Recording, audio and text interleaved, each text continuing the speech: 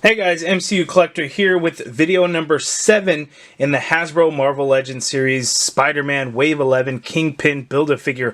We are almost there. This is the last figure in video before we get to the Kingpin Build-A-Figure himself. Here we have the Red Goblin. Now, if you guys don't know or are not familiar, Red Goblin is Norman Osborn. It is his Green Goblin identity. Mixed in with Carnage. So he was able to use the Green Goblin formula and mix it with the Carnage symbiote to form Red Goblin, which is one of, I guess, the most powerful villains that Spider-Man has faced. This is a modern character over within, I believe, actually the last year or two. So it's pretty crazy that we're getting some modern costumes, some new designs so quickly. And this one is no exception. So a very interesting looking figure. But again, I have heard some complaints that he doesn't come with his glider, which would have been awesome, but that would have been one heck of an accessory to pack in. So something like that, maybe they could have gone the $30 deluxe route like they did Archangel, but then, you know, people are going to complain and not want to pay more than that. So this is what we get. So he looks pretty awesome in the package, but let's get him out and see how he looks. The side artwork looks very awesome. So we get some bright orange in there. You see the pumpkin bomb there. So really, really cool. Here on the back of the package, we have a promo shot of the figure itself and the accessory that it comes with, the pumpkin bomb. And then all the figures in the wave to complete the Build-A-Figure Kingpin. Let's take a look at that bio. Okay, Red Goblin's bio reads, when Norman Osborn merges with the Carnage symbiote, he becomes the villainous Red Goblin. What a creepy looking figure, right? I mean, look at that thing. Oh, man. Let's open it up, take a closer look. Alright, so here is the Red Goblin figure out of the package, and a very interesting looking figure. Some cool things and some things that, of course, we always see with Hasbro, reuse parts. So I wasn't expecting, you know, a brand new figure, new mold, everything like that.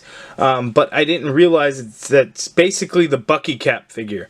I thought maybe it was going to be a little bit different, but it's the Bucky Cap. It's the same, essentially the same figure as a Carnage figure. Both releases that we had gotten before, because they have the tendrils coming off the calves, and then the tendrils coming off the forearms. So that is all the same that we've seen before. We've even seen this extra tendril piece in the back. The one thing that is new, aside from the head sculpt, is the hip joint or the pelvis part, because we have this huge tail to the figure. And it does not have any kind of bendy wire or anything. It is molded that way. There is no moving it around or flexing or any kind of flexibility to it whatsoever. Because it's Bucky Cap, I am not going to go over the articulation at all. But I will point out that these are the same feet as the Superior Venom figure, which is in fact not the same feet as that black costume Spider-Man, which I thought was. So those feet I haven't placed yet. I don't know if we've seen those feet before. Those might be new on that black costume Spider-Man, surprisingly.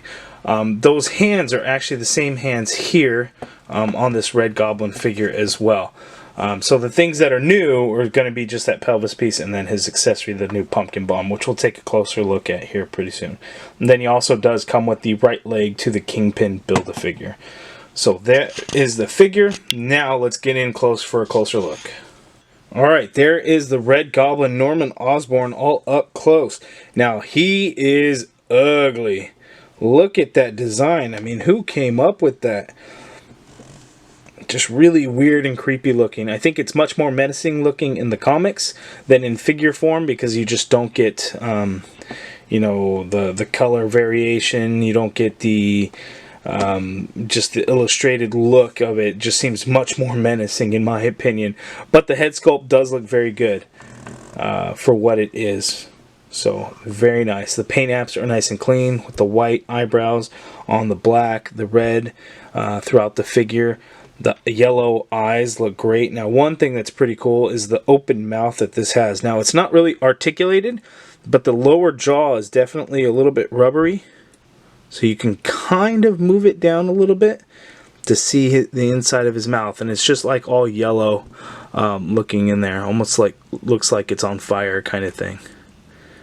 So again, it's not articulated. You don't want to do it too much because it might cause some damage to the head or something, so you definitely want to be careful with it. So if we pop it off, you can see that it is a separate piece that's just glued on there, so definitely want to be careful that it doesn't come off. The ears are pretty soft and pliable as well. So put that head back on there. You can see the black paint looks good and definitely has a very Carnage look to it, which makes sense that it is the Carnage symbiote. The paint is done pretty cleanly. I got a little bit of red coming through on the spot there on this upper left leg, but other than that, the paint apps are pretty solid throughout the figure. Even on the back, there's some paint. If I remove these tendrils, you can see it just ports right on the back. It's got a peg hole there. The paint apps are done nice and clean. Now, one thing that's a little bit odd is this lower torso piece is done with a shiny red color, whereas the upper torso actually is more of a matte finish. It's not noticeable in the front because you get a lot of black in the front covering up that red. But when you look at the back of the figure, that's kind of how you could tell. So you got the matte and then the bright red there. Now looking at the tail, you can see this piece is a whole new piece because this tail piece is glued on and it's all one piece. Pretty interesting. The design of it is pretty nice. It got kind of a devil tail look to it. A little bit of black paint, and the paint is all done pretty cleanly.